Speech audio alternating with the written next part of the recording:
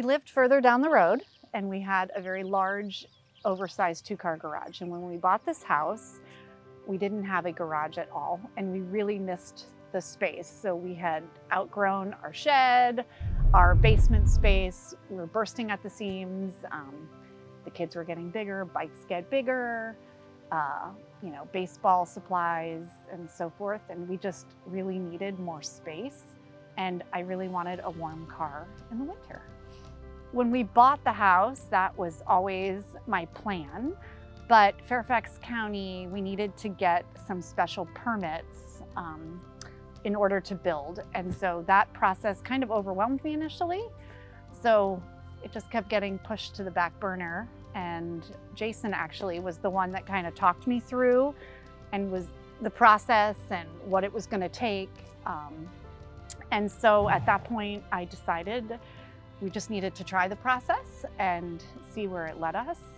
And we were able to get the special permit, and then we just kind of turned it over to Moss. We were told it would take 3 to 5 months, basically. A lot of that, though, was dependent on, we needed Washington Gas to move our gas line because it was attached to the house where the garage was being built. So we were kind of on a standstill for many weeks waiting for the gas company to come. And then we ran into the holidays and so forth. So for the most part, we broke ground in September and it was done, completed the whole thing, I would say mid-January.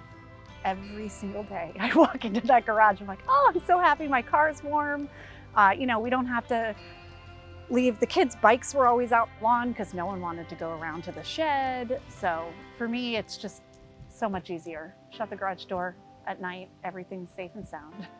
I leave for work really early in the morning, and a lot of the times of the year it's really dark. And so I hated always coming out, and if it was cold, I was sitting in my car till the windows defrosted. And for me, that was just such a nuisance. So that was always what I complained about, getting into my cold car in the winter. And just not having kids' stuff. We don't have a mudroom, so it was baseball bags were in the living room and dirty cleats were right in the front hallway. So for me, it was just so nice to now have a space, just leave it in the garage.